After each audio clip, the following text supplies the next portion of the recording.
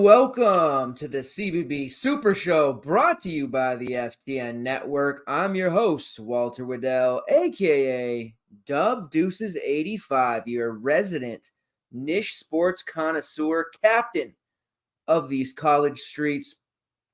We are going to do what we always do. It is Monday night, January 22nd, already 9:20 on the West Coast. If you are new to the Super Show and not quite sure what we're about, allow me to tell you what we do here. Break down all things college basketball from a DFS, prop betting, prize picks, and overall just fantasy perspective. Primary focus on the DraftKings slate, which will be a 9-game main slate. Tuesday comes with 2 slates, which is kind of the DK way this year, breaking the slates in 2. So what we'll be doing is going game by game, talking about any top plays, sneaks, any relevant stats, DVP, anything and all relevant stuff that you'll need to build the best possible lineups for the DraftKings slate. We'll also give a core at the end of the show, typically consists of 3 players, something for you to build around in all formats.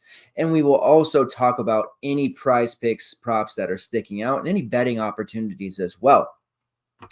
If you're a returner to the show, welcome. I appreciate you checking us out once again.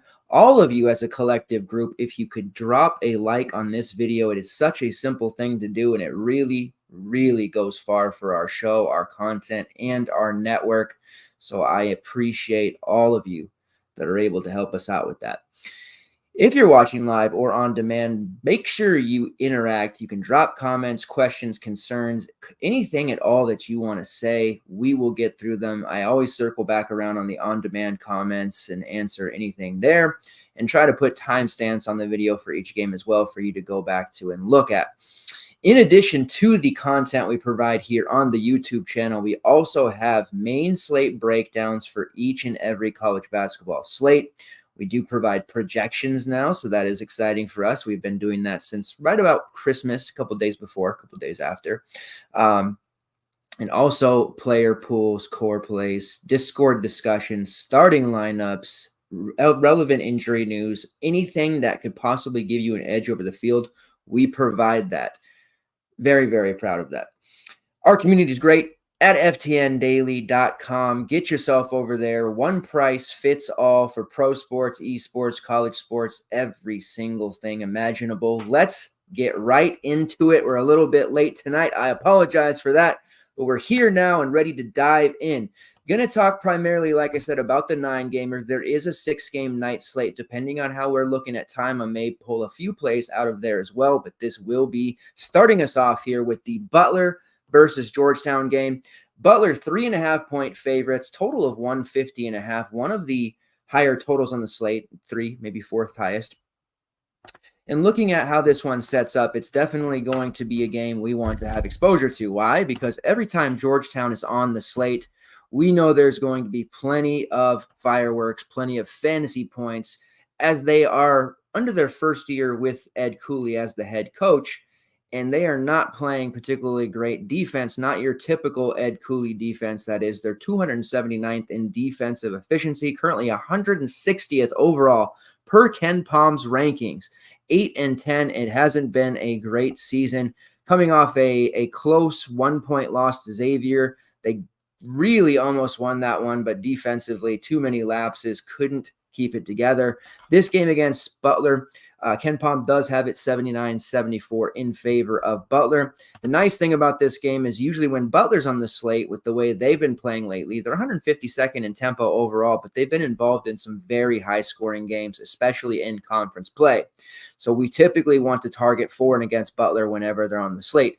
They just had a game against DePaul, fantasy-friendly. Just had a game against Xavier, obviously fantasy-friendly. Seton Hall, they did pretty well, scored over 70. It's not necessarily the most fantasy-friendly game. Marquette, St. John's, and Georgetown before. Tougher games against Providence, Connecticut, and again, that Seton Hall loss that they suffered. Last time they played Georgetown, it was this Tuesday, December 19th, so just about a month ago. It was a 74-64 victory in favor of Butler. In that game, it was a balanced attack from Butler. Posh Alexander, Pierre Brooks, Jamil Telfort, and DJ Davis all scored double figures. On the other side, Dontrez Styles and Supreme Cook scored double figures. Jaden Epps off the bench for that one, 12 points and 2 rebounds. Wasn't the greatest game for Epps in that one, but he had missed the prior 2 games leading into that. They did start him right after. He has missed a couple of games here. They're back in action, is a starter playing 35-plus minutes. Good to go. Great overall play. Looking at some of the early pricing and how we want to really build for this lineup, we have some pretty solid options overall. Starting on the Butler side. Let me fix this the way my page has pulled it up. I've got team names all over the place.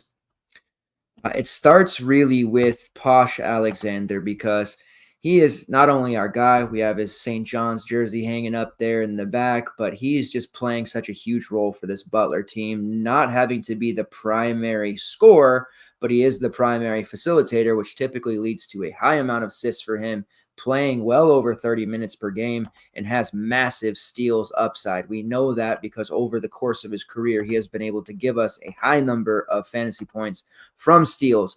He has scored 32 plus fantasy points in 3 of his last 4. This has caused his his salary to balloon up to almost $8K.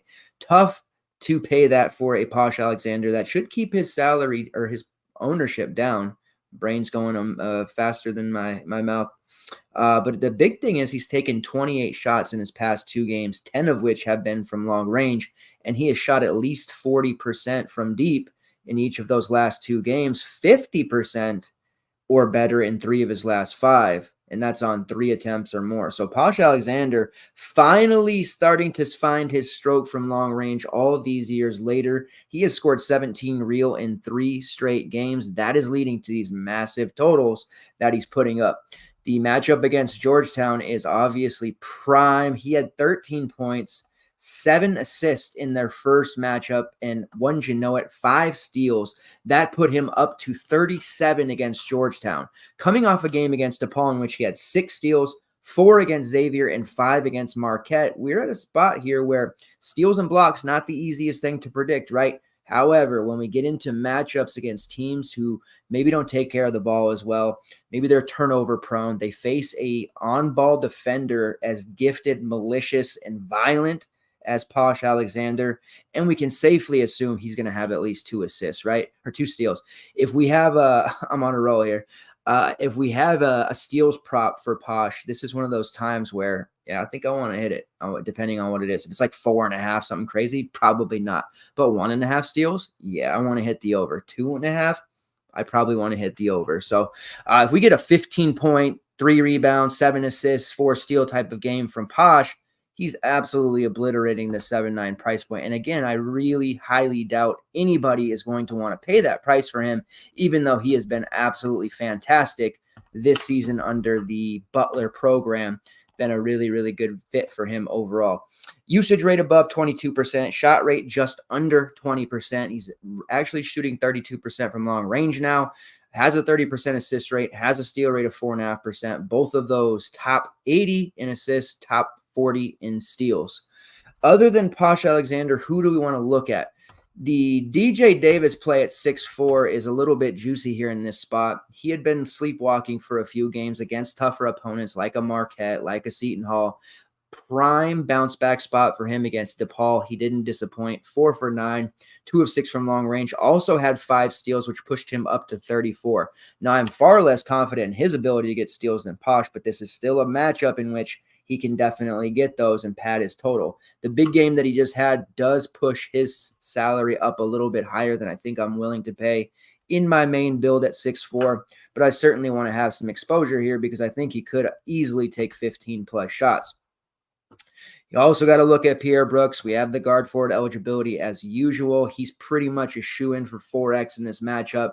30 fantasy points against DePaul, 33 against Xavier. He continues to play well. He did not have a great game the first go-round against Georgetown. He did take 10 shots, only 13 points, 6 rebounds, went 1 of 7 from long range.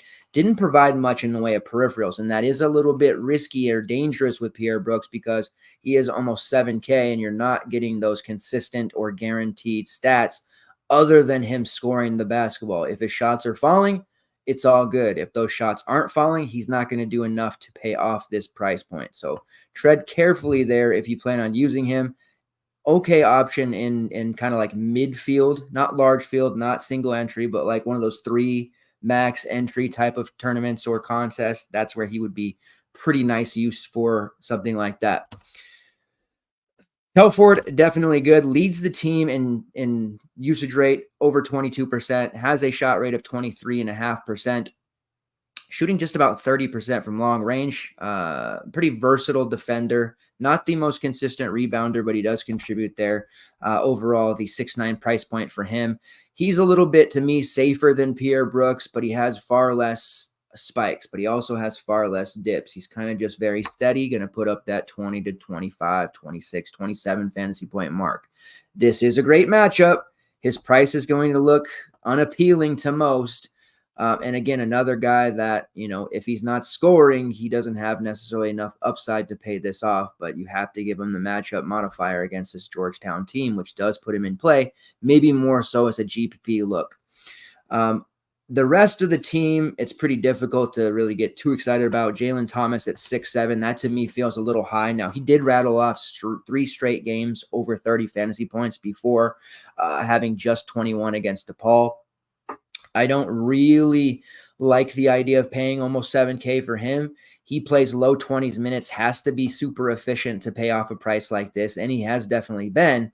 In 23 minutes against Georgetown, he had 8 points, 8 rebounds on his way to 22. Now, when he's priced at 5'4", 5'5", that's a doable thing to have happen. But when we're talking 6'7", which is a massive price jump from where he was just a week ago, that's going to get a lot tougher. There are just other guys on this slate that we need to prioritize instead around that price range or even on his own team. So the takeaway here is we're probably looking to pay the almost 8K price point for Posh Alexander, which I understand and realize is an astronomically high price. But most everyone on Butler for their relevant rotation is priced up pretty heavy. You could look to Andre Screen for a little bit of value at 4-5. He's only playing 12 to 15 minutes, has upside, could grab a bunch of rebounds here. Did have 18 against Georgetown in their first one here, but just because of the fact that there aren't many minutes, we're not talking about a 3-5 price here. We're talking about a 4-5. So we have to be a little bit careful because he can definitely put up a worse enough score, or bad enough score, I should say, to really hurt your lineup at this price point. On the other side of it, talking about Georgetown, Jayden Epps has been just an absolute freak of nature on this team, the perfect Ed Cooley guard. Over the years, you think of Bryce Cotton, Chris Dunn, like some of the just like legendary guards, lead guards that have played under Ed Cooley over the years, right? Putting up huge numbers, even for a time, Kieran Cartwright, he just his senior year, or his last year of collegiate basketball, phenomenal player. The Chris Dunn, Ben Bentil teams, like there's been some really big players and he's been able to nurture them throughout. And Jayden Epps is definitely his guy.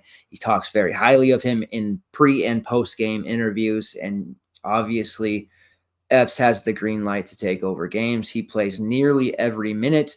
And you see in that game against Xavier, he took 18 shots, got to the foul line 11 times, made all of them. 11 assists. He was pretty shaky early in the game, not scoring a ton, was racking up the assists, and then the second half, he just exploded on his way to 30 real points. That's the second time in 3 games he's hit the 30 real point mark. Now he's priced up at about 8-2, and we're talking about first game on the slate, 2 players in Posh Alexander going up against Jayden Epps, one an elite defender, one an elite offensive player. Can we possibly pay 8K for the first 2 guys in the first game going up against each other? I do think we can. I don't think people will want to do that. And if one player from this game is going to get rostered, I would imagine it's going to be Jayden Epps just because of how fantastic he's been and how obvious of a play he looks. Even at an 8-2 price point, if you give him about 38 minutes, which is what he's been playing, he's going to project for 35, 36 easily. You get close to this game, you get overtime potential like these Big East games do, then you're talking about an even bigger number for this Georgetown team and specifically for Jayden Epps. Looking at the rates, he has a 30.1% usage rate, which is top 50 in the country, 29.9% shot rate. That's top 90 in the country, and an assist rate of 31.5%, which is top 55. Drawing 5 fouls per 40, doing a great job getting to the foul line. He's an 80% free throw shooter, shooting 36% from long range. Jayden Epps has never met a shot he doesn't like. Could you imagine Jayden Epps being on the Illinois squad this year with as good as they're playing? Although I don't know that there would have been a fit for him next to Terry Shannon, so who knows? But man, the way that Epps is playing, and especially in the Big East where he is top 3 in multiple categories from usage to shot rate to assist rate, he is a phenomenal overall play. Definitely want to prioritize him going up against this Butler team. I think the total that we're looking at here, again, 150, 151, I think the over is absolutely in play. And I think this game has, out of all of the matchups here, and there are a few that are looking pretty close, right? This one has the best overtime potential. I like to be in the business of predicting overtimes, and this is the one that I'm putting my money on. Other Georgetown options, Ish Massoud remains fairly cheap. He got off to a ridiculously hot start in their last game, and then he just vanished against Xavier, barely played the rest of the way, only 19 minutes, so a little bit of a letdown there. He's only 5'1", but his minutes are kind of all over the place, up and down. Really hard to trust him, even at that, value price of 5'1", so there's no guarantee he's going to even get those 30 minutes. What we did see is Jay Heath finally rising from the dead, a la Undertaker, memes, and playing 40 minutes against Xavier, 5 of 17. Now, that was a game, obviously, that was like the last minute and a half was just so insane. Jay Heath had a monster half.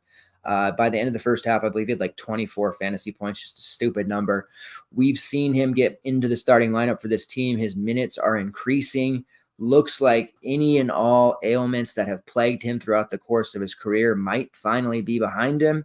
It's a big price leap up to 6'2", considering we've had him at 5K and below most of the year.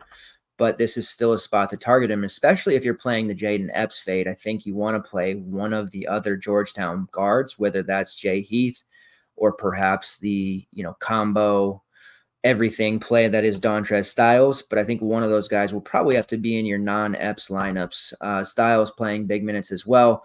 We know he's a little less exciting there, more consistent than Jay Heath has been. Upside is there, but he's not hitting those big numbers as much. Heath coming off the big monster game. I think he'll see some ownership for that reason alone.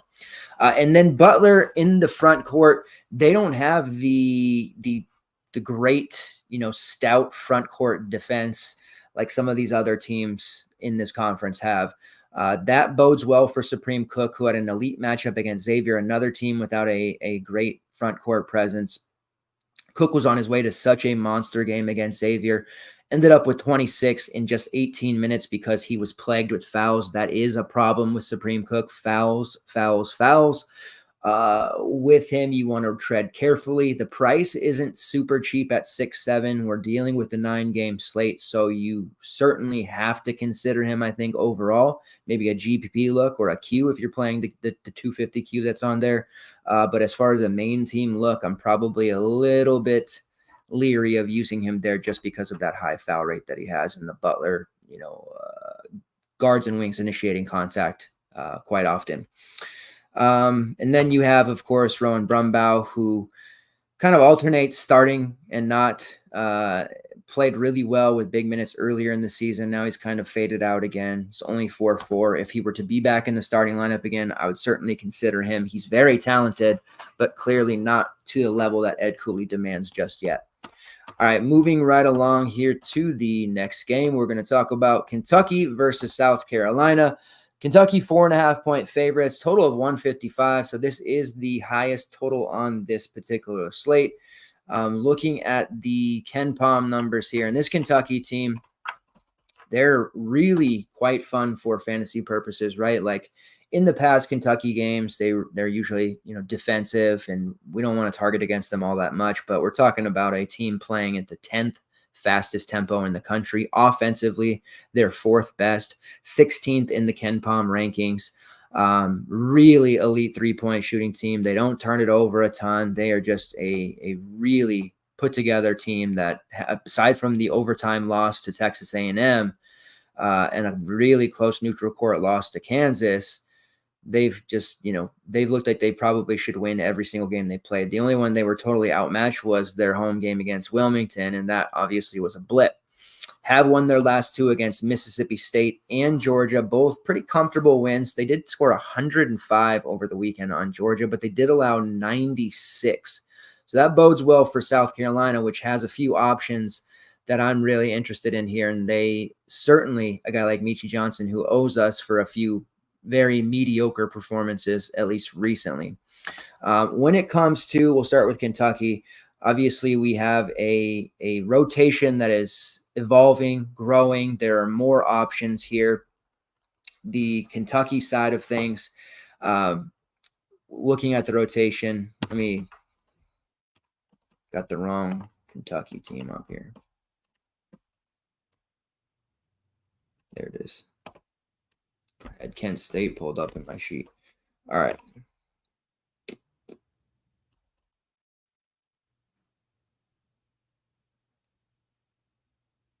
There we go. So we have Uganya and Yeso playing more minutes. We have a kind of revolving door of guards and wings, and now we have a new player into the mix from last game, which was Zvonimir Ivicevic, who's sitting there at 5'9", played 16 minutes against Georgia, was an absolute nightmare for them. Getting the eligibility late and cleared. Now, they would have had him earlier. Here he is, ready to go. 13 points, 5 rebounds, 2 assists, 3 blocks, 2 steals in just 16 minutes. Now, that's a ridiculously amount of high amount of fantasy points and stats to put together in 16 minutes. And that's not normally something we're going to be able to count on, but clearly this is a kid that they're going to have to play, and Cal is certainly going to look to give him more minutes. What that does is it waters down a few spots. And this is a 7'2" kid here with Ivicevic, already with a 7-footer in Ugonna Onyenso, who's been very productive in his games. And then, of course, the freshman 7'1" kid, Aaron Bradshaw.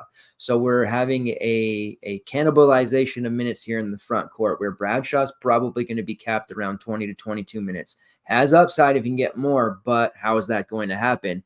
Onyenso has been good in short bursts, and if we ever got him to 20 minutes, he would also be a potential slate breaker, but he's going to be stuck in the 13 to 16 realm. And now you introduce Ivicevic, who's going to have to get minutes, probably 15 to 18 as well. What's going to happen here is Justin Edwards is probably going to go either out of the starting lineup, which I don't know if Cal will do that to him because that's really going to hurt his stock overall, although he's not playing well, right?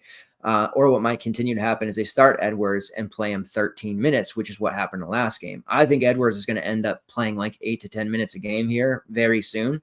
He's just not panning out in this system. He fouled out in just the 13 minutes against Georgia, but even before that, you saw his minutes are trending the wrong direction. They're not going to have to play Trey Mitchell quite as much minutes now either. Remember, he was getting 35, 36, 37 because they didn't have size. He was having to play out of position, guard much taller players than him, which he's done a phenomenal job of, but now it's not necessary. So minutes are going to come from Trey Mitchell as well. I think we're going to see a real frustrating situation where Shepard, Dillingham, Wagner, Reeves, like usual, they're going to play sometimes 25, sometimes 30. It's going to be very, very hard to peg and use any of the Kentucky guys for that purpose alone. I do have interest in the Ivicevic kid just because how impressive he is, but it's going to be very hard to expect him to have another big performance like that. This would be a spot where I'd be worried about having too much because he could easily put up a 5. We've only seen him for that one game, but from that one game sample, Jesus, he looked phenomenal. I still really like Onyenso. His price is up, though, so it's going to be a little bit more hard to justify that, sitting there at 5.1K. The first game, he was really available for bigger minutes against Texas A&M, played 31. That was a nice outing for him. Followed that up with 17 minutes, 18.5 fantasy points with just 3 real points. He is a shot blocking machine. under 5K, I still like him, and I would consider still playing him, even with a 15 to 18 minute expectation. But now that we're above that 5K range, we need a little bit more. Getting 15 to 16 fantasy points isn't going to be enough. He's also not going to get enough playing time to probably pay it off either, unless he's really swatting just a miraculous amount of shots and pulling down every rebound. There may even be some times when he plays or shares the floor with Bradshaw or with Ivicevic. So this Kentucky team is tough right now to utilize, and I would not recommend going too heavy on any of them, even though it is a higher total game. We're going to be looking at a very balanced effort. Now, if you've got a million lineups and you're doing the MME stuff, you can rotate through these guys, and I certainly wouldn't do everyone, but I would get exposure to Onyenso. I would get exposure to Ivicevic, Dillingham, Shepard, those guys that can come through, and even a little bit of Antonio Reeves, who's sitting there at 7-7. Not the most appealing price for him with this deep roster, but certainly up against South Carolina. Wouldn't shock anyone if he shot 15 to 20 times. The South Carolina side is where it gets fun. This is where I have most of my interest, and I think most people will feel the same. We have a injury situation with Miles Stute. Over the weekend, we knew he wasn't going to play. Going to be out for approximately 2.5 weeks from going forward. The starting lineup that South Carolina ran in their last game, let's pull that up.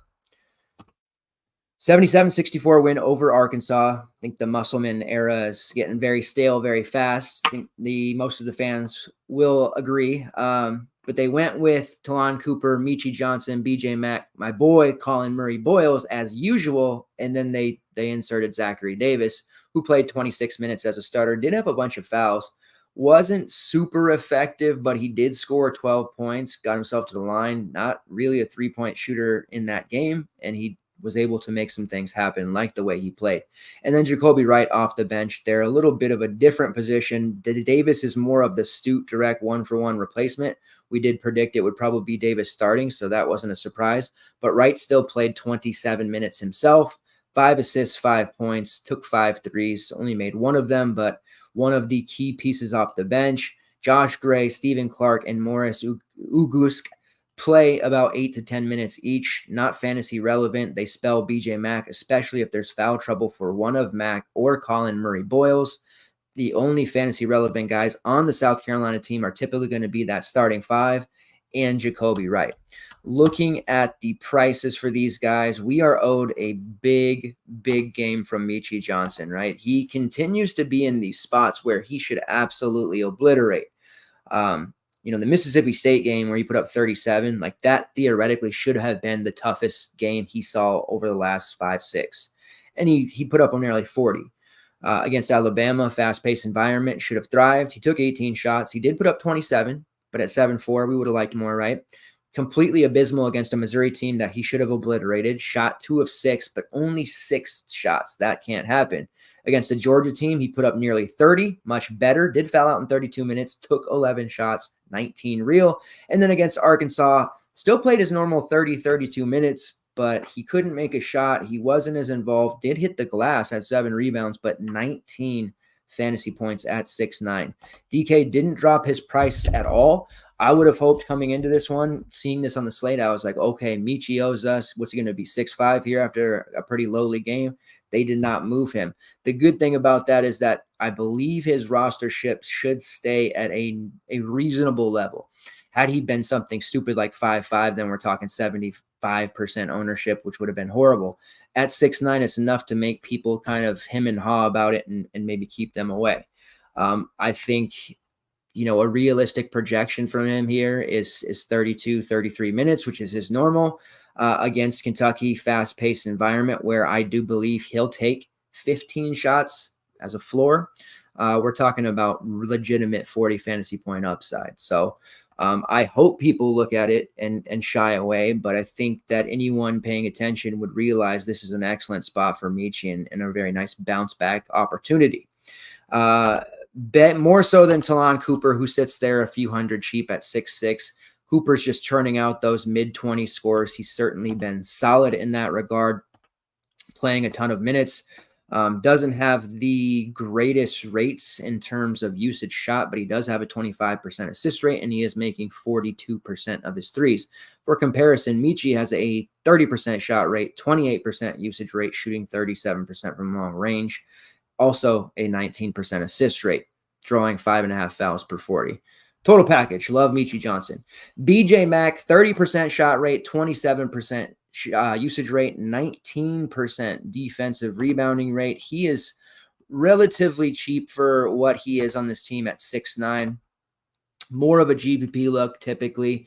He has some real lowly games. That has more to do with when he gets into foul trouble than not being good for any reason.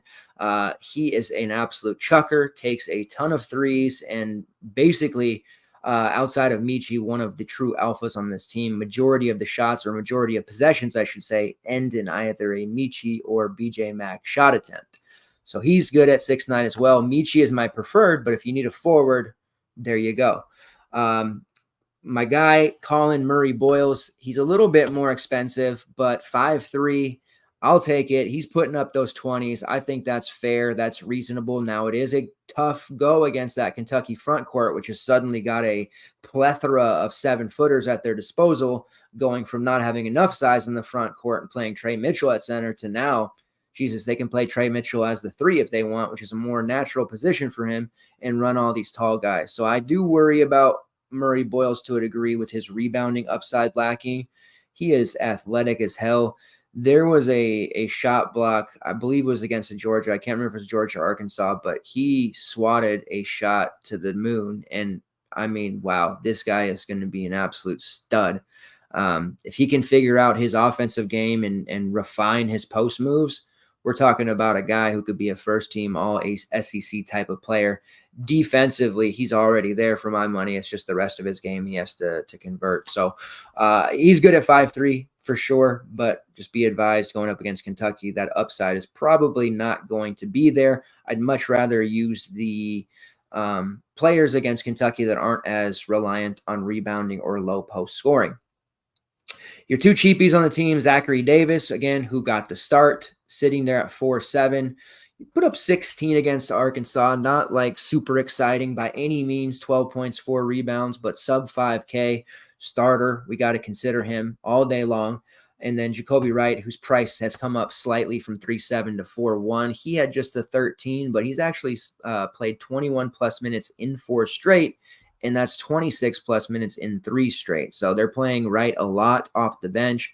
Doesn't have the best fantasy point per minute number, but he's only 4.1.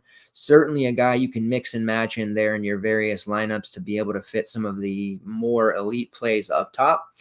He's certainly a more reliable play at 4.1 than what we would normally get. We're taking some of these speculative values at these prices, but at 4.1, at least at this point, with the way that South Carolina sets up without Stute, we can realistically predict Wright playing over 20, 25 minutes.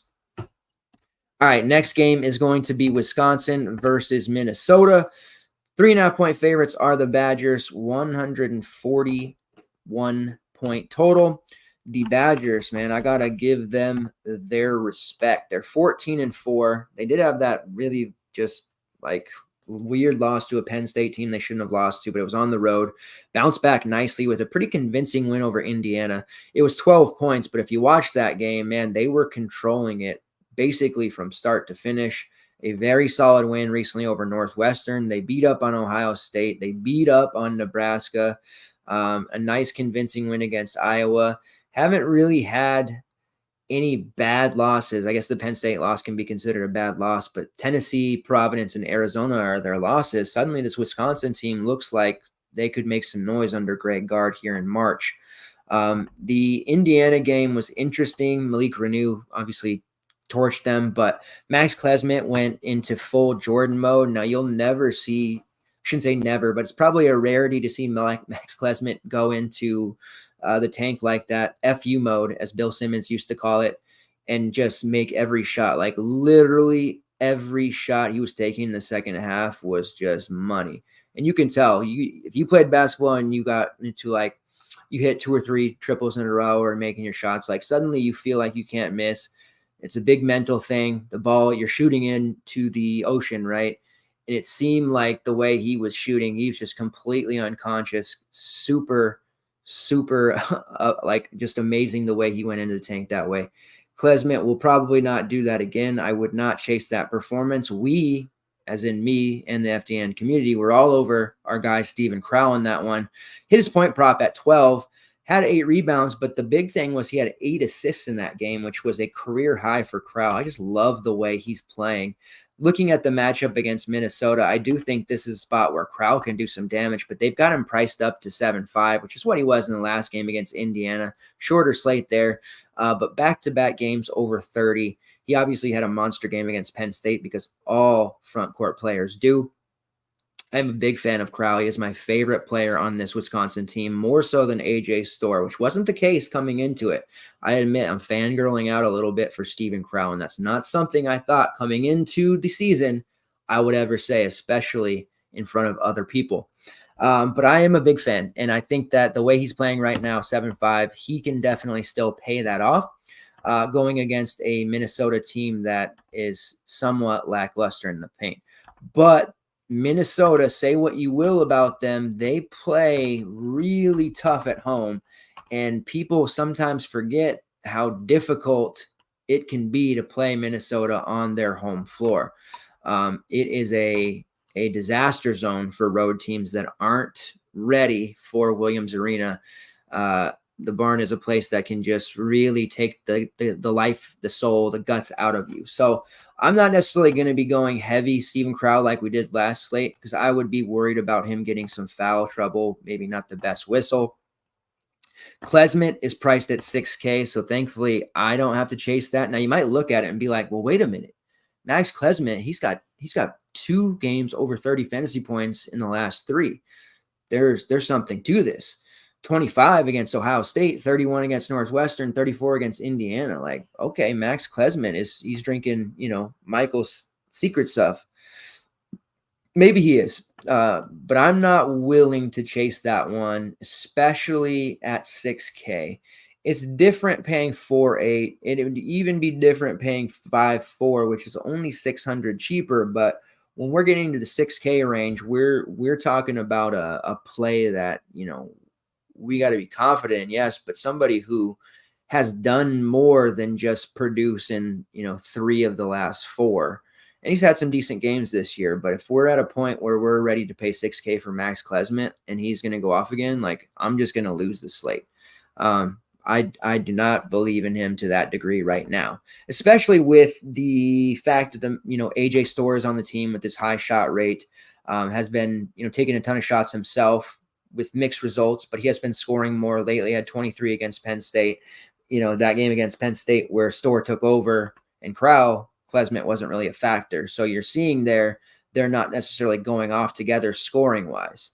You also have Chucky Hepburn, who has been struggling to score the basketball for the last, couple of weeks, but don't be fooled. He's capable of putting up 20 real points as well. And there will be a time where that happens here coming up. So there's things going against Klesmit. And we did see in that last game, John Blackwell, he played 20 minutes, his second game in the row playing over 20 minutes. He's taken 14 shots in those 2 games. He does have a tendency to shoot when on the floor, seemingly has the green light to an extent for a young player like him.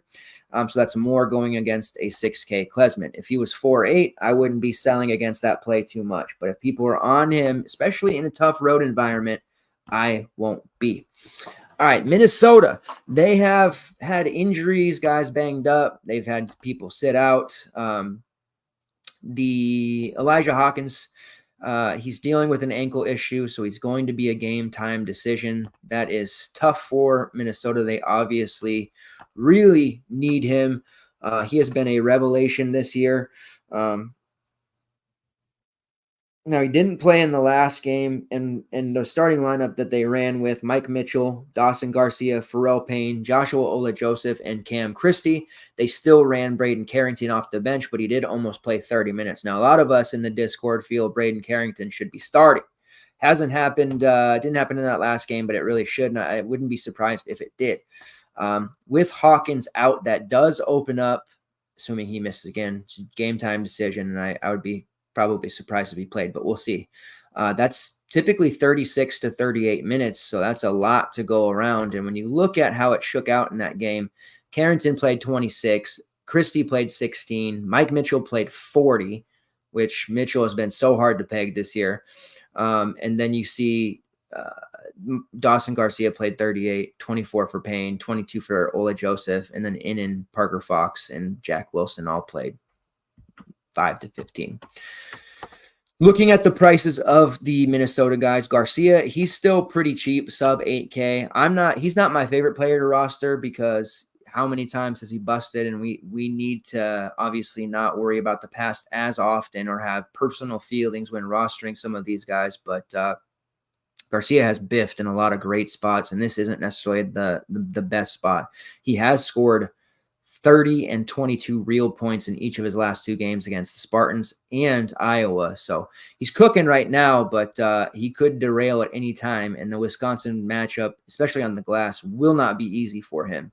Mike Mitchell at 6'3". I don't think I can pay that price. I realize without Hawkins, he appears to be on track to play a ton of minutes as in the entire game. But he has just been really, really soft the last month of the season. Did put up 27 in that game against Michigan State, but that has to do with the fact that he played the entire game. We see him under 30 minutes. He's going to be very difficult to justify paying this 6'3" price point. So I'm treading lightly with him. Cam Christie at 5'8". I think that's a little too spendy for me, even though that price is down about 200 from where he usually sits. And I still have interest in Braden Carrington just because he is seeing a minute spike, as he should. I think he's probably one of their better players, and I oftentimes find myself surprised that he doesn't play more. But 26, 24, 14, and 29 minutes played in each of the last 4 games. So without Hawkins, clearly he's set to absorb more and play closer to 30. So even without him starting, Carrington is somebody that we want to look at for value. All right, next game on the docket here. Ohio State versus Nebraska. Nebraska 3.5-point favorites, total just a tick under 150 at 149.5. Ohio State, we had the Felix Okpara game, not really that rostered over the weekend. Always a pleasant surprise for me. What was the matchup he had? Penn State. We're going to be rostering him. 14 rebounds, missed a bucket near the end for the double-double.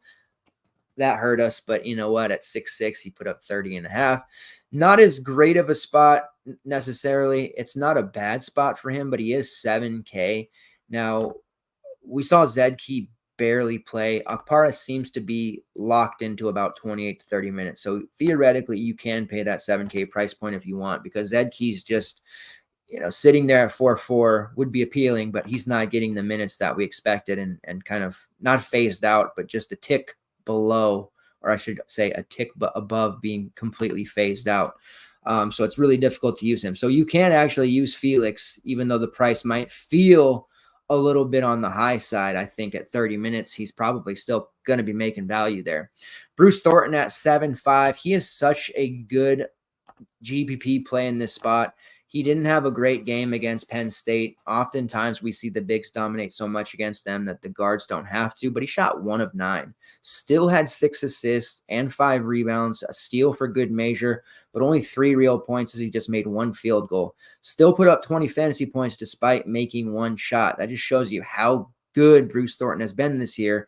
He's basically a Braden Smith light in terms of he can score a little bit, but his peripherals are so strong. He gives you so much that when he has a spike game and he scores 20 real points, he's typically just melting the slate apart because of how good he is in other categories. Now, looking at his shot attempts before the Penn State game, 19 against Michigan, 16 against Wisconsin, 15 against Rutgers, and 17 against Indiana. He hasn't particularly shot all that well. He did shoot 9 of 15 from Rutgers. That's solid, but 4 of 17, 6 of 16, 8 of 19. But the volume is there, and he's adding 6 assists. He's adding 6 rebounds. He's adding 3 steals. Like 7.5 price, it's high, and coming off that last game, I doubt people will roster him, and I don't really love going against Nebraska all that much.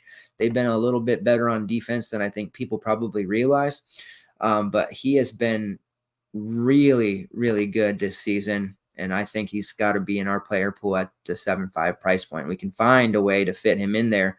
Other guards in his range, Posh Alexander and Jaden Epps, that I have above him, but there's a nice little lineup brewing with those three in it.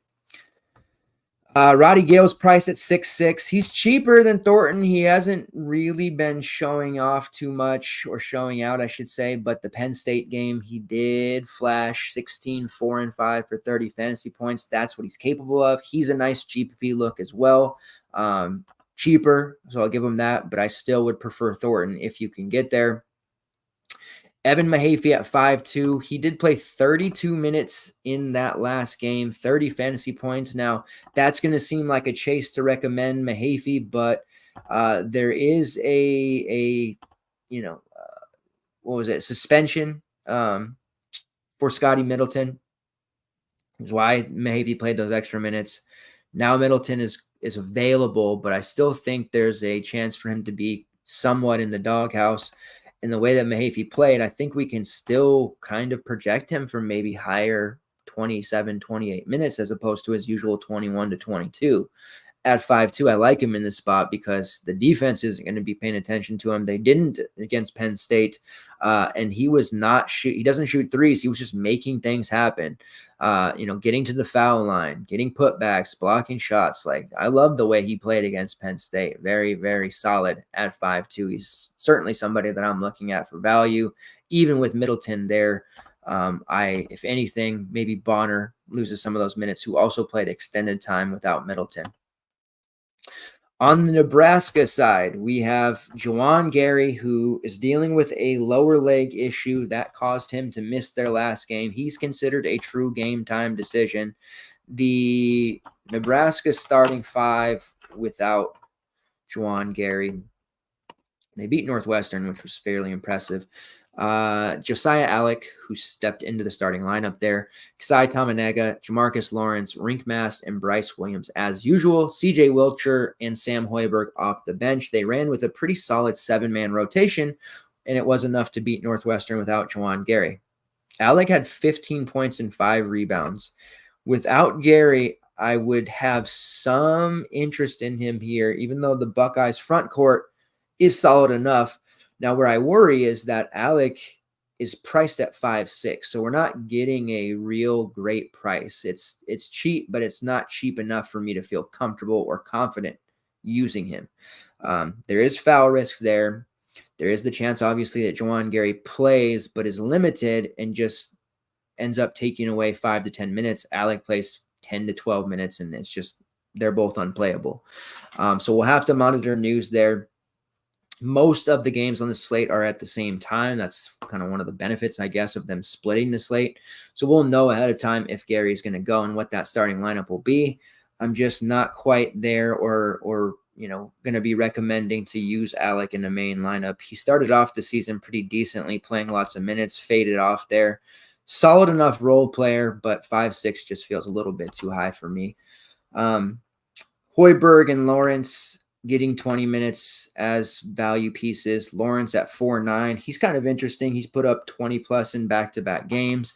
Don't know if that would continue. The minutes have been right, so that's certainly worth a shot as a kind of GPP alt type value. Tamanega at 6.4. We know he's going to be shot reliant, so he's just an okay play for me. Then it comes down to which of Bryce Williams or Rink Mast do we want to use? Now, Mast does a tremendous amount for this team, contributes in basically all categories, has a little bit of that, Derek Walker in him, where he's going to be running the, high post quarterback. He can take the mid-range jumper. He can make the pass. He can rebound. He can shoot threes. Does a little bit of everything. I like Rink Mast. But my favorite play on this team remains Bryce Williams. I think the 7K price point is reasonable for him. Has an 18% assist rate, 24% usage rate, shooting about 37% from long range, a 3% block rate, mind you, and is drawing about 4.5 to 5 fouls per 40. Only a $200 discount to Mast, which you might think, Mast has a little bit more safety, and he probably does. But Bryce, especially as we're getting deeper into conference play here, has shown himself to be a very productive fantasy option. Game against Purdue, especially 9 points, 11 rebounds, 9 assists. That was just such a healthy game for him to have. He bricked against Iowa, bounced right back against Rutgers, 22 and 6, despite foul trouble throughout that game. And then Northwestern played 32 minutes, didn't take as many shots there.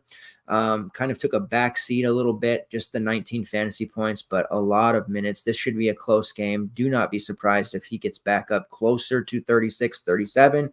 And if that's the case, he's going to be a very strong overall play. All right, Texas versus Oklahoma. Oklahoma 4.5-point favorites, total of 143.5. Texas, what's the deal here? A really big win over Baylor. They had to have our guy Dylan Dessou, 19 real points on his way to 30 fantasy points there. Had to have that game after the tough loss against UCF and West Virginia in back-to-back games, falling out of the tournament here under Coach Terry. And while he's worried about what the other team are doing with the launch, horns down, he needs to worry about what his team is doing in making the tournament, because if they don't make the tournament with Dylan Dessou in this roster, you got to go. I don't think they will fire him, but geez, how could you even justify not making the tournament with this roster? Anyways, the matchup sucks for Texas. Porter Moser is a defensive maestro. I don't particularly love anyone on the Texas side, but I'm always enamored with Dylan Dessou. I do worry he's playing the mid-20s minutes. I don't know that that'll change unless he can stop fouling. Oklahoma has the bodies to run at Dessou and make him, have difficulties. They have the wings that can drive. If he can't stop getting handsy, it's going to be another long game for him. You see against UCF, foul trouble, played just the 22 minutes. He did foul out against West Virginia before that, which is a big reason why they ended up losing. Still had 18 and 6. The Cincinnati game, when he went completely ballistic, played 34 minutes. Like, if we get 30-plus minute Dessou, no fouls, he's breaking the slate at any price up to like 8.5. But it seems pretty unlikely we're going to get that, because I just don't know that I trust him or the refs in this game, depending on the assignments. But just being on the road against a tough Oklahoma team in a really vicious environment, I have a lot of concerns from Amanda Dessou. GPP shares, absolutely. Will he make my main lineup? Probably not. And that'll be the first time I've faded him for, a few weeks now. The rest of the roster, Mad Max Asmus, he's a nice look at sub 8K. That de facto lead guard role on this Texas roster usually does pretty well, looking back to over the years of Marcus Carr and a few others, playing almost every minute of the game. So you know what you're getting there at 7.8. He's not priced at his usual Oral Roberts price, which would have been like 9K. Remember, to start the season, he was priced at almost 10. Not the same role there here for Texas that it was in Oral Roberts, but still a guy taking a bunch of shots and never leaving the floor, sub 8K. That's just a good look.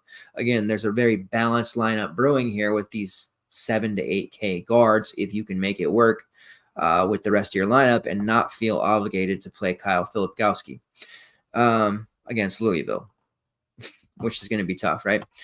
Tough not to use. So then you have Tyrese Hunter, who's there at 6'3". He's had a couple of nice games, 26 plus in back-to-back. That's caused his price to come up. I kind of feel like with Hunter, if we can get in there under 6K, we want to consider him heavily. Once he gets over to 6K, I kind of feel like he's more of a secondary play, if that, not somebody that I'm looking to prioritize by any means. Ithiel Horton has started. He had a massive game against UCF, 37 minutes. Baylor was a tougher spot for him. Baylor's defense, not as elite as it's been in years past, but they did a hell of a job containing Ithiel Horton. Just 20 minutes, only 2 fantasy points, 1 for 4 from the field. If he's back in the starting lineup, though, he has to be considered, because we know what kind of upside Horton actually has. But there's a lot of downside there, and I don't know that I believe Horton is 100%. I think he's got something going on there in terms of maybe a hidden injury or a recurring, ailment. Something isn't quite right there with Ithiel Horton. If it was, he'd be playing big minutes, because early on in the year, he was an absolute key part of this rotation. And now we're seeing him, be hit or miss. UCF, he looked great. Baylor, he did not look 100% watching that game. On the Oklahoma side, it's always about Javian McCollum, priced at 7.3, another guy in that range. He's not going to attract too much rostership because he doesn't have this major upside. But the nice thing about McCollum, and sometimes it's great to load your lineups with these type of guys, he doesn't bust very often. You are usually going to get close to 4x up to 7.5 from this guy. I don't think he's had any major slate breaking performances where you put a 40, 50 on the board, but he has a ton of 25, 29, 30, 35 scores, which I am happy to take at 7.3 and load my lineup. I think the matchup against Texas for him plays to his strengths, his ability to load up the stat sheet and contribute in all categories. And you see in that game against Cincinnati, he took 16 shots.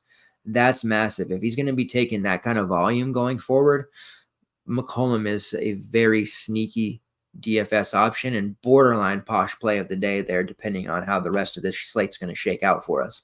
Otega Awi at 6.5. We had him 2 games ago against West Virginia. We knew he couldn't play so average for that much longer. He's much better than he had looked.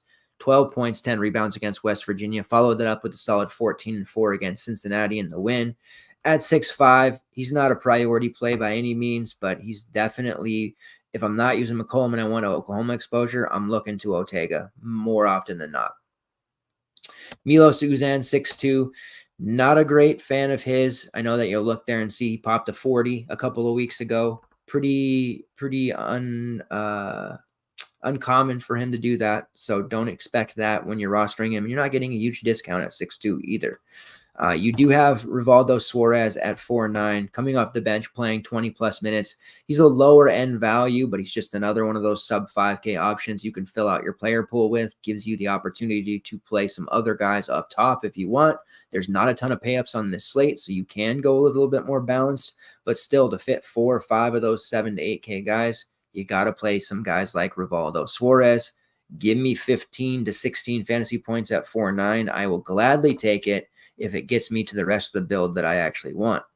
As far as the forwards go, Jalon Moore, Sam Godwin, John Hughley, don't have a ton of interest there. Hughley did play 24 minutes against Cincinnati. We have seen him kind of creep up lately in playing time, but he is nowhere near the production that we saw during his short time at Pittsburgh. Hasn't been very viable at all. He is only 4.2 though, so we're getting into this weird, kind of playable role with him, but not quite.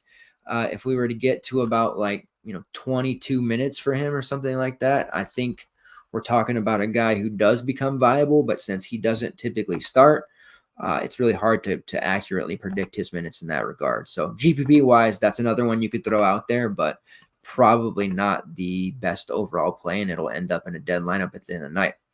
West Virginia versus UCF. UCF 8-point favorites against West Virginia. And I don't know. I don't want to keep doubting this UCF team because every time they're on a slate, I'm except the Houston game. That was an easy fade of everyone in that game, right? Ugly basketball, 57-42. That game set basketball back a decade, as they say. A win over Texas on the road, which they really had no business winning, but they did. Win at home against Kansas, which they didn't have the right to win, but they did. And then a close home loss to a very good BYU team. But this UCF team, defensively, they are nails. 7th best in the country per Ken Palm rankings. This is not a defense you want to fool around with. They have the chops here in a home matchup against West Virginia to get it done. They are projected per Ken Palm's numbers to win 74-65. I am not comfortable at all targeting heavily on this game, but the West Virginia side has been very good to us in all matchups except when they're playing a team like Houston. And defensively, UCF's defense is the most comparable to Houston. So I'm very concerned for that West Virginia side. We do have playable options on UCF. We know that West Virginia, they bleed fantasy points to multiple positions, just the nature of the way they play and the lack of overall depth and talent that they had. They've been banged up. They've got injuries galore. They play semi-fast, and defense is just not up to par like some of the teams in their conference. So we can absolutely look at some UCF guys.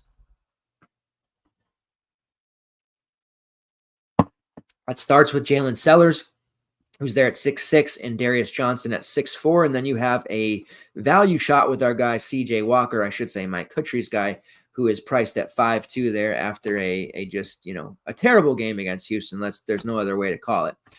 Just the 19 minutes there for him. Look for him to get back into the 25, 27-minute range going up against West Virginia, which is a great matchup for him. He's definitely one of my favorite forward values on the slate in this spot. Sellers at 6'6". I think this is a potential blow-up spot for him. He hasn't done it as much lately. Only one game over 30 fantasy points since early December. So you're not going to see these explosion spots for him. That might keep his rostership down a little bit. Obviously 0 for 7 against Houston, but he still put up 9 rebounds, had an assist, got to like 16 fantasy points despite it being an awful game. And against Texas, he had 24 and 5, which put him at 35 fantasy points. A similar game like that against West Virginia at 6'6" is very possible for Jalen Sellers. There's no doubt about that in my mind, and I think Sellers is going to be a big play for me overall. 27% shot rate. Three-point shooting hasn't been great at 26%. Does have a fouls drawn rate over 5. Somebody who knows how to get to the line and just generate offense for this team. So I'm very high on Sellers here. Johnson at 6'4", more of a, peripherals guy. His scoring isn't as consistent. He doesn't have the spikes that Sellers does. He's out there for his defense. There's a lot of empty calories there with Johnson sometimes, and he has explosion games. His PRA last year was a big money maker. We haven't hit it as much this season, just with the way that UCF brought in transfers, the makeup of their rotation and their roster. Johnson hasn't been the big alpha that we've seen in the past, but he does own 3 games over 35 fantasy points this year. Then you have Shamari Allen at 6'2", back-to-back games over 30, which kind of more of an anomaly, not the norm for him. Came back down to earth against Houston. Could very well bounce back and put together a nice game. I think he's a little bit sneaky there at 6'2", playing about 30 minutes, but he's definitely behind Sellers because I only have to pay 400 more, and Darius Johnson, who's about 200 more. So Allen is going to be very low owned and ignored by the masses, but for those of you who live off of leverage, there's a pretty big leverage spot there for Shamari Allen with very little ownership expected across the board. The only other play I would probably consider for main purposes, Ibrahima Diallo sitting there at 6'1". You have Marcellus Avery at 4'5", but with Walker in the mix, healthy, good to go, Avery's been far less effective. He did play 24 minutes against Houston, and that was more so the fact that they couldn't get anything going with anyone. Walker was fouling and struggling, so they put Avery out there, and he actually had a pretty productive game. For somebody who only shot 1 for 9, he got to the foul line 8 times, made all 8 of those foul shots. So perhaps he earned some more minutes going forward. 4 or 5 GPP one-off type value, sure. Walker and Diallo will get majority of the minutes there, at least starting out. Diallo only played 16 minutes against Houston, only played 19 against Texas, but before that, 24, 27, had a 40 against BYU. This is a great spot for him against West Virginia. He could have 10-plus rebounds in this spot. On the West Virginia side, it's always about Ray Battle. Ray Battle going against Kansas. Kansas defensively, they got it. They got it going on, right? But Battle just seemed like such a strong play there at 7K. And for that slate, he ended up being, I think it was 20% max in most contests, puts up a 40. That was actually a pretty damn good win for West Virginia. I was thoroughly impressed that they were able to do that. Now, when you look back at the games Ray has struggled in, Houston, 7 fantasy points, 1 for 9 shooting. Oklahoma, defensive maestro, again, that Porter Moser is, 15 fantasy points, 4 for 13 shooting. So going up against a tough, stout, rock-solid defense of UCF, I clearly have my concerns for Ray Battle. And at 7-2, he's not a must-play in this spot. Upside is wild at that price for him. Typically, in a softer matchup, we would have to be all over on him. But this is, like I said, a pretty horrific matchup overall. He's going to project well regardless, but I am definitely going to be underweight from what I think the rest of the field will have, because people will look at that, say the price is too cheap, see he's coming off of 40 and just lock him in. But I feel very nervous that he could have a brick game against this defense because we've already seen him against elite defenses struggle mightily. But the emergence recently of Patrick Sumanic might help a little bit with that defensive pressure, having to pay attention to other guys. Sumanic has been phenomenal. He's priced now at 5'9" after playing 27 plus minutes in 3 straight games. That has led to 20 plus fantasy points in each of those, 20 plus in 4 of his last 5. Sumanic played 34 against Kansas, took 15 shots, had his best game of the year.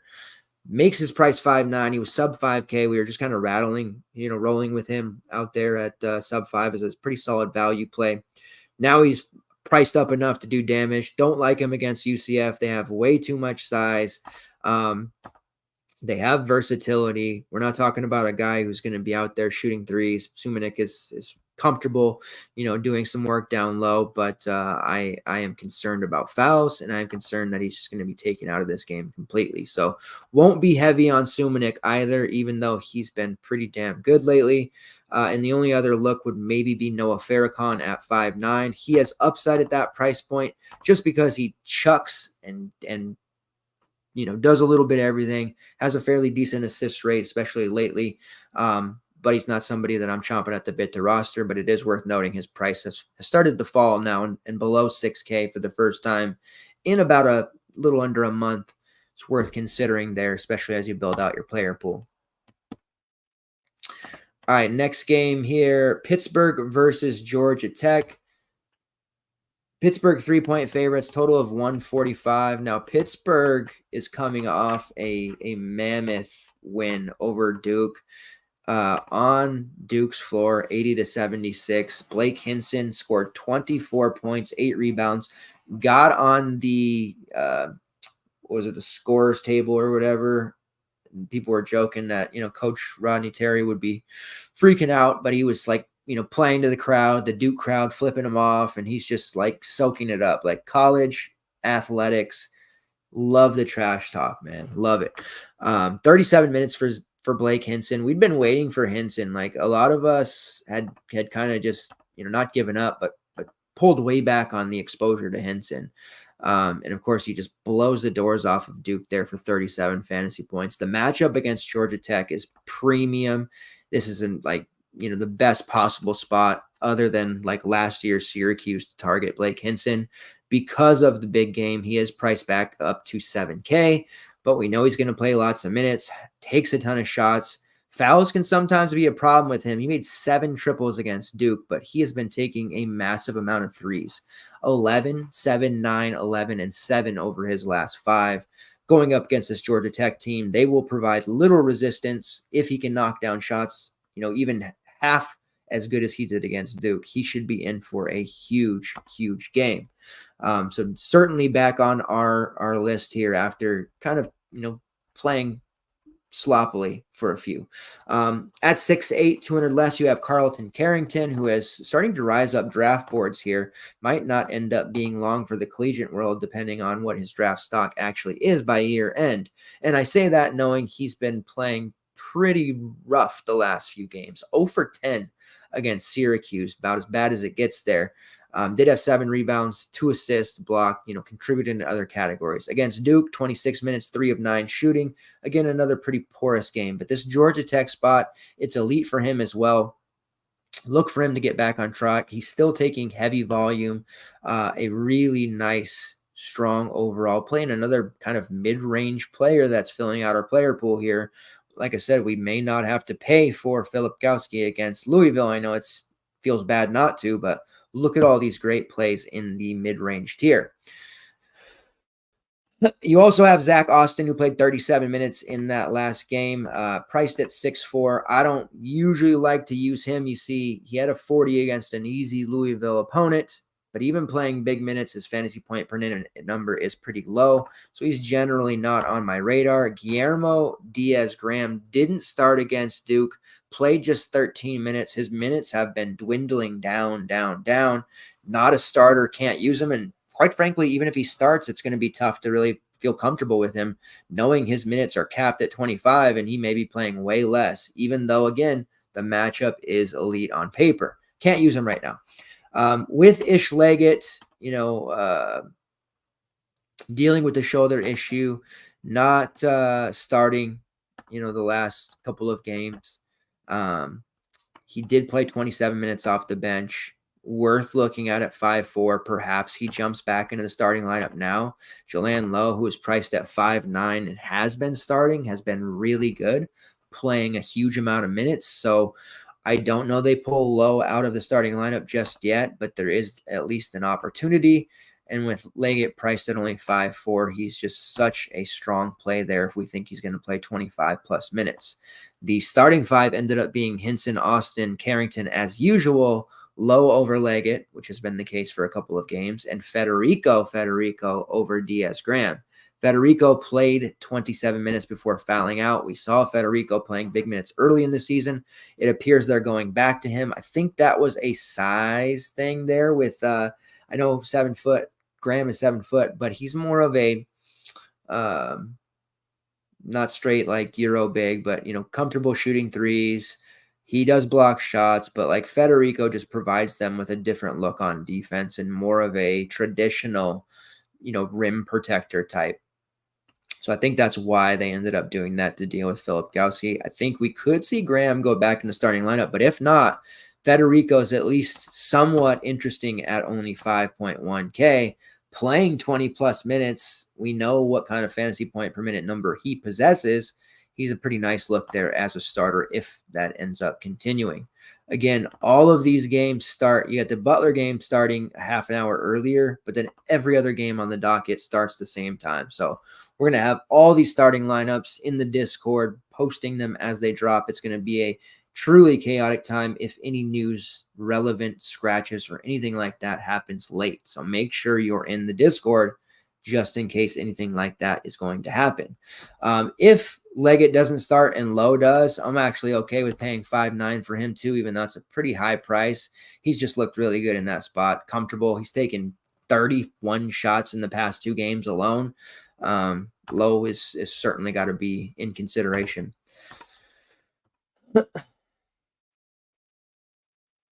On the Georgia Tech side, man, they have just an absolute stud in Bay and Dongo. Absolutely love that kid. Prices, coming through the roof at this point, but still love Bay and Dongo and want all the shares I can get.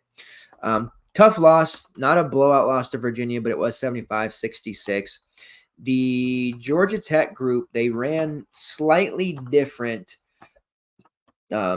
the last couple of games here by starting Ebenezer Dewan. I might not have noticed that because some of the Georgia Tech slates have been on secondary times, but they are starting Ebenezer, kind of a fake starter, ends up playing like 5 minutes and then they go to the bench quickly and they end up playing, Tashawn Cloud or Tafara Gapare, who got some starts earlier, or Kyle Sturdivant, who ended up playing 24 minutes off the bench. So really of the starters, you're looking at either Nathan George, Kwesi Reeves, Miles Kelly, or Bay and Dongo. Then the bench ends up being a situation where it's Debo Coleman, Tashawn Cloud, or Kyle Sturdivant. Now, this Georgia Tech team, it's a decent enough matchup against Pittsburgh that we want to probably have some exposure here. And Dongo, again, has been phenomenal. He is priced up at 7.4. I typically like to bet his props. I'll probably do the same here because of that higher price at 7.4. But it wouldn't surprise me if he threatens to pay off this price. And if he can see 30-plus minutes, he has great rebounding rates and is a holy terror for this Pittsburgh team, especially if he gets them into foul trouble like Federico or even Graham. Those guys have to sit with fouls, and Dongo's just going to completely own the glass. Miles Kelly is priced cheap, again, under 7K, daring us to play him. He had a couple big games against Duke and Notre Dame, pretty mediocre against Clemson, borderline bad against Virginia, which is to be expected as position. A sub 7K price point offers a ton of upside there for Kelly. I'm certainly interested, but he's no longer really a main team look for me. Even though he has great overall peripherals and he can get hottest balls from long range, he's prone to long stretches of just fit bidding. And there's been games where we've had him in really good spots and just nothing. So he's more of a GPP look for me. I don't think we can categorize him as a main team look. And I think that the price point may even have to come down a little bit more before we can start to consider him for our primary lineup and just more of a GPP look. You see the shot attempts, they're appealing. His rebounding numbers, they're appealing. But there's just something about Kelly hasn't put it all together here. And I don't trust him fully at this moment. Nathan George, who was a great value early on, priced at 6'4". He's had some pretty damn big games. Like the stretch of 4 games he's had is super impressive, more than I think anybody could have expected. 31 plus minutes in 4 straight, 28 plus fantasy points in those 4 games, 15 points, 9 assists against Virginia. That is damn impressive. I would usually write off a price like this for George, but the way he's playing, man, it's almost worth checking. Slight discount for Kwesi Reeves at 5'9". I want that price to get even lower on Reeves. We got him down below 5K there for a short minute, hot minute, if you will, against FSU, but price has gone back up after some solid games. He's just kind of hard to peg as well. It's in that same mold of Kelly. Just isn't a safe look. Kyle Sturdivant provided us with some nice value at times throughout this season, priced at 4.9, a little bit higher than I want to play. I couldn't accurately predict his minutes. It could be 12, it could be 30. So I'm probably just staying away from him as well. Deshaun Cloud started the season real good, fell off. Now he's been playing well again. Really hard to trust his minutes. So I'm typically going to look to just Georgia Tech starters. And again, I want maybe a little mini stack of this game in my GPP field, big, large field lineups. And Dongo is pretty obvious if you can get there. But of the guards, you might think Kelly or Reeves, but I think George is worth heat checking here against Pittsburgh. All right, that takes us to Duke versus Louisville. This is a 14-point spread in favor of the Blue Devils, total of 151. This is the decision because you look at it, there's only one player above 9K, none above 10K. You have Kyle Filipkowski at 9.4. He was in a great spot to perform against Pittsburgh. He did have 19 and 5 for 31, but at 9.6, it wasn't enough. Coming into it, Duke was short our guy Mark Mitchell, who has missed several games now, and also Jeremy Roach, who is dealing with a knee issue. Roach is considered a game time decision, and because of the fact that Duke doesn't technically or shouldn't need him to beat Louisville, we may not see him play. Mitchell's also considered a game time decision. They've been really treating him with kid gloves. I would be shocked if he played as well. They probably think that they're able to get it done without either of those guys. And honestly, they're probably right. Looking at the way that Duke played it and lost that game to Pittsburgh there, Jared McCain, Tyrese Proctor, Flip, Caleb Foster, and Jalen Blakes were the starters. Blakes played just 13 minutes. Ryan Young off the bench played 26, a little bit of vintage Ryan Young there, a la Northwestern, 6 points, 4 rebounds, 2 blocks. Sean Stewart played 11, TJ Power just 4. So the opportunity here for a short bench, Jalen Blakes is only 3.4 if you want to go that route. If he does start, you have to be advised, though, you're probably getting 1, maybe 2x. Don't run out to roster him. He's more like a Hersey Miller type. He had 4 fouls in 13 minutes there, which obviously affect some of his minutes there. But I don't, even at sub 4K, I don't trust anything to do with Jalen Blakes. Ryan Young is 4.3. That's intriguing. He's played 23 plus minutes in back-to-back against Louisville. Absolutely. Young was such a semi-stud in DFS, for us at like 4.5, 4.7 at Northwestern. He'd have these games. High fantasy point per minute number, great rates overall. I'm a fan of using Young here, especially if Mitchell remains out. Caleb Foster there at 5'8", played the 35 minutes, had a monster game. Certainly one of, if not my favorite overall play.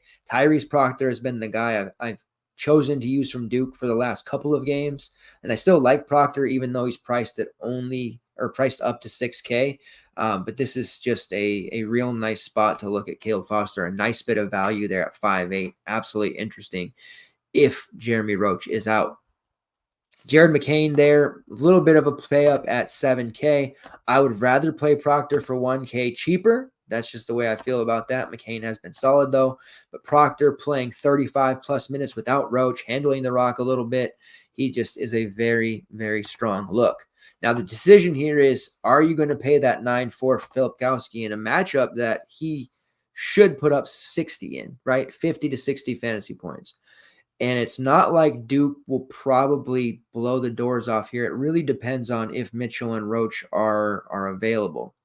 If not, Filipowski has to play more. He's going to get more shots. Took 24 recently against Georgia Tech.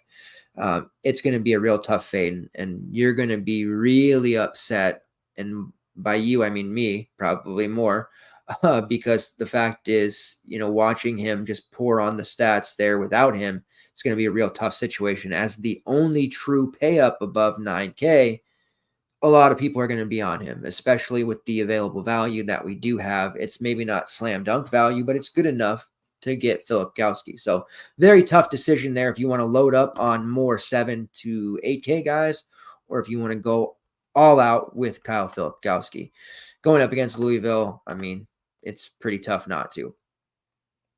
As far as the Louisville side goes, I still like Curtis Williams. He had a bad game against Wake, but played over 20 minutes. That has allowed his price point to slip back under 5K. That puts him back in play for me, guard forward eligibility. So that is the value piece there for Louisville. Has taken a bit of a hit there with Trey White back, though. Trey White's played 31-plus minutes in his last 2 games. That has taken directly out of the pool for Williams. You also have Caleb Glenn, who seems to be stuck around 15 to 17 minutes. He's real decent looking at 3.9, though. Had 14 against Wake Forest in 15 minutes. Very strong rebounder, somebody who I think has a real bright future for this Louisville team. I will still have a little bit of shares there, even at 3.9. I think that he can definitely pay that off. And if it does turn into a blowout, then that just fares better for him because it means garbage time minutes in production. Tyler Johnson at 5.3. He has been really brutalized by Trey White, so the minutes for him have slipped below 20. Not usable. Sky Clark at 6.3, not really usable. I need him under 6K. And then you have Mike James coming in at 6.6. He was a absolute monster for a couple of games there against Pittsburgh and Miami, but as the team gets healthy with White and Clark and everybody coming back, his production has just torpedoed to nothing. And then Huntley Hatfield at nearly 7K. Going up against Flip, no thanks. That has foul trouble written all over it. All right, last game on the slate, Florida State versus Syracuse. Syracuse 3-point favorites. I do think Florida State is a nice bet here. Total of 150. I told you got to respect this Florida State team. They're playing quite well under Coach Hamilton. They're deep again, just the way he likes it. But defensively, they've been playing really well, beating that Miami team and holding them, quite a few of their players to just ugly stat lines. Held Notre Dame to 58. They were able to hang with a high-scoring Wake Forest team, and then they did just recently drop that game to Clemson. Tempo-wise, they're 45th in the country, 45th in defensive ranking. Overall, 82nd on the Ken Pom rankings as well. The team is just too deep. Jameer Watkins has been the top overall fantasy option, but he's priced at 7.4. And because he's pretty well stunted at about 29 to 30 minutes, that upside just isn't going to be there. He'll coast into like 24, 25, but that's really going to be difficult to justify on this slate at 7.4. If you don't play Flip and you miss on a play like Watkins, I don't think you'll have enough firepower to survive. So keep that in mind. You got Baba Miller at 6.3 there playing additional minutes. Clemson, he just got into foul trouble, couldn't hang. Look for him to bounce back against the Syracuse team. I do think he's a nice look. 6.3 is a little high, but GPP-wise, he's a solid option. Primo Spears' price has continued to drop. He's still playing pretty big minutes. Now, he's not been a starter, but he has some of the best rates on the team, 28.2% usage, 29.9% shot rate, making only 22% of his threes, 2.5% steal rate, drawing over 5.5 fouls per 40. Would love to see Spears get in the starting lineup or at least start playing him over 30 minutes. He's played 25 plus in 3 of his last 5. Hasn't quite led to the great production that we know he can give us, but he's out there chucking 12, 14, and 11 shots in each of his last 3. And those weren't all threes, like 2 threes against Clemson of 11 shots, 3 of 14, 2 of 12. Like he's getting to the rack and he's generating points at the foul line, 4 of 5, 5 of 8, 2 of 2. So I really like Primo Spears at 5'8". I think that I've been waiting for a spot to kind of get there and justify kind of semi-loading up on him. It's not the safest move by any means, but I am very, very confident in Primo Spears as a player, and I think it's only a matter of time before he does break a slate. Why not now, especially if we can get him closer to that 30-minute mark going against a Syracuse team that is very, very beatable. Speaking of Syracuse, Judah Mintz is priced up finally $8K after hitting 44 and 35 in back-to-back games. Now, $8K still probably not high enough for a player of his caliber, but at least it's that the look of 8K compared to 7.5, it's enough to push people away. I like him. I'm not afraid to go back to him, but I will caution targeting too heavily against Florida State. Again, defensively, they've been a very sneaky group, and they've held some big chalk to mediocre performances, especially in conference play. So that is one thing that I want to be aware of against this Florida State team. Syracuse will continue to run Justin Taylor, Chris Bell, J.J. Starling, Malik Brown, and Judah Mintz as their starters. Quadir Copeland, big-time player off the bench, and Benny Williams getting about 16 to 20. Looking at the non-Mintz options on this team, Copeland at 6'5" for a bench piece. It's kind of tough to get there. He has been playing consistent minutes, and he does have some earlier in the season slate breakers, but it's just way too high of a price here. There's other guys in that range that are starting or we can guarantee production for. So I'm not really looking to use Copeland. On the same token, I'm looking more, if anyone, J.J. Starling, priced there at 6'1". Nice game against Miami. Shoots from 5'3" to 6'1". It's definitely a higher price, one that will scare people off. But, playing 35-plus minutes, playing more confidently in the last couple of conference games. We're seeing the Starling Mintz backcourt start to take shape and play well here. So Starling is still, and he was last Syracuse slate, my favorite overall play for the Orange. Benny Williams at 4'6", kind of pushing towards the 20 minutes. Low-end value, though. Don't expect a lot from him. Just hasn't worked out. And I don't think the athleticism of the FSU side is going to bode well for Benny at all. And Chris Bell at 5'1". Mainly a shooter out there. Minutes can be sporadic. I think if you get to a build where you're asking yourself or you're landing on Chris Bell, can I do this? No, you need to go ahead and rebuild or find somebody else because it's almost never Chris Bell. And then you have Malik Brown at 7'4".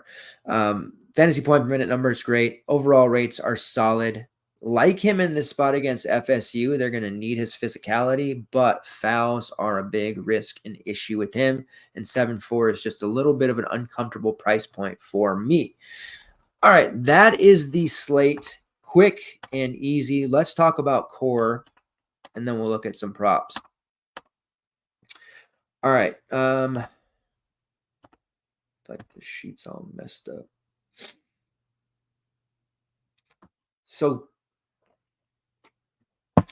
for a 9-game slate, I see a myriad of ways to go here. Like a lot of people will start at flip and just work their way down. But then you have the Posh Alexander, Jaden Epps group with the really solid Bruce Thornton, Bayandongo, McCollum, like Ray Battle, Dessou, these 7K options that are pretty solid. So I think we'll see a lot of the Star Scrubs builds out of just, people are used to doing that. That's kind of the common theme. Balance builds aren't done quite as much, but this is a classic spot to go with a more refined approach and less with the Jalen Blakes of the world and Kyle Filipkowski. But depending on that Duke news, if Blake starts, then you can imagine Blake's is going to be super chalky along with Flip. So keep that in mind. All right, core play number 1, and I'm not afraid to go back to him. And like I said, he owes us, so I'm confident. Michi Johnson of South Carolina there at 6'9".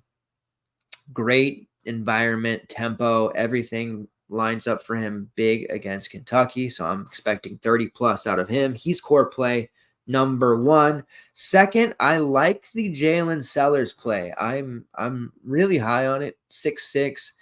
Darius Johnson's there at 6'4". Both of them are in a decent spot to borderline great spot against West Virginia. But Sellers, I'm buying on Sellers at 6'6". So he's core play number 2. And then the third core here, we need a bit of value, but we're going with that more balanced approach so we don't have to. And if we're not playing Filipkowski, we need to play one of the Duke guys on the perimeter, whether that's Tyrese Proctor or perhaps Caleb Foster, one of those two. So for me, I'm going to roll out Tyrese Proctor as my third core, but I'm also going to be pretty heavily invested in Caleb Foster. Going Proctor because he's got a little bit more experience and just more of a trust level there for me. But Foster's a great kind of leverage play, or if you're splitting exposure, going with Foster more in large field, Proctor more in your single entry. So that's the core looks for me. As far as Posh play, I haven't been doing a lot of Posh plays this year. Just like it's kind of hard to land on super low owned guys and lately because of the way the pricing is. So I haven't been busting that out, but I do have somebody here that I think qualifies if we want to go there. And it's pretty fitting that we're gonna label this guy the Posh Alexander play of the day. And if you're new and don't know what that means, that's basically our version of a sneak play. And it's his namesake. So how could I possibly pick anybody else on this slate besides Posh Alexander himself, which I do truly believe that 7-9 price point is enough to keep people away. I think people recognize it's a great matchup for him against Georgetown, but we got to play Filipkowski. You got to play, probably Jaden Epps. We'll see. There's not going to be a lot of room there for people to play Posh, especially he's only 100 cheaper than Mintz. I think that'll turn a lot of people off. He's 100 more than Mad Max. Dawson Garcia. There's a lot of plays around him that I think people would go to first. So Posh Alexander is indeed the Posh play of the day.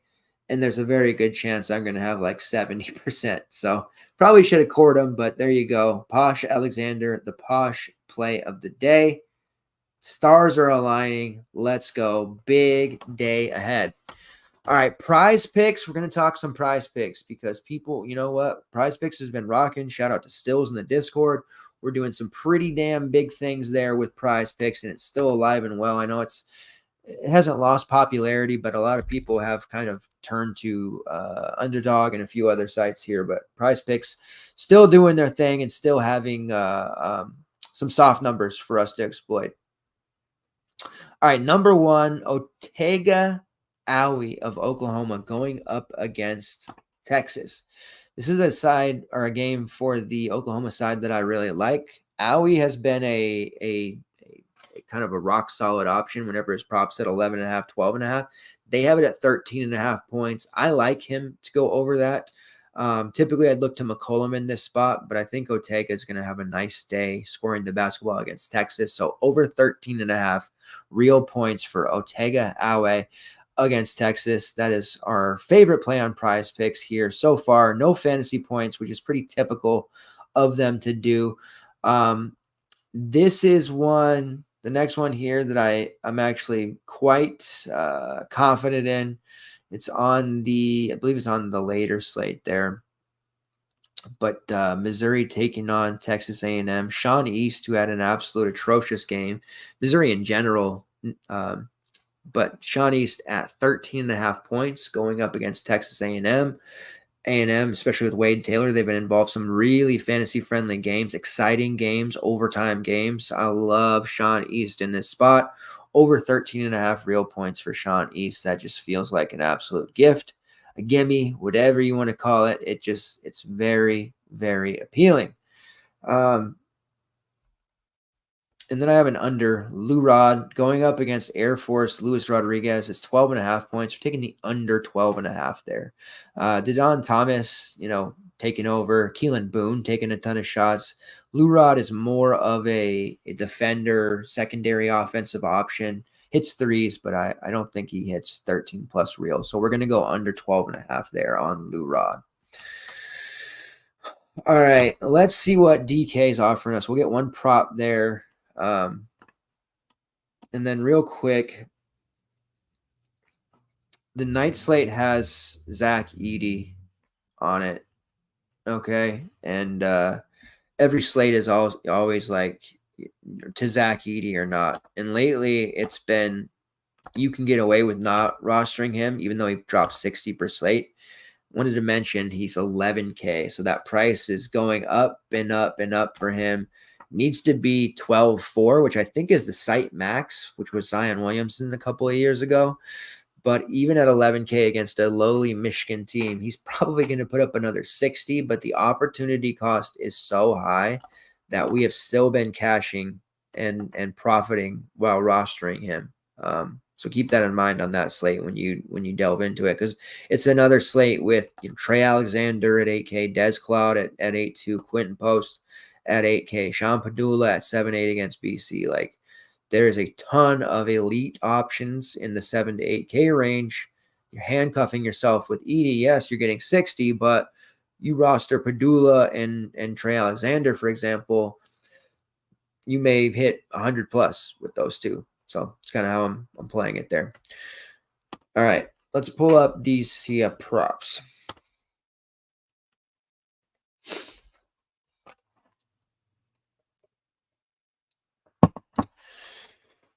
So Jay Knapp's 18.5 real points. Like, he's just the number one scorer in the conference, basically, it seems like most days. But it's minus 115 going up against Butler.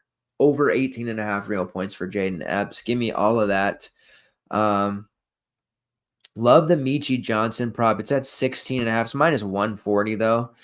I think he's scoring 20 plus in this matchup against Kentucky, so I'm going to take that, but I'll find something else to pair it with when I'm at DK book in the morning. Let's see.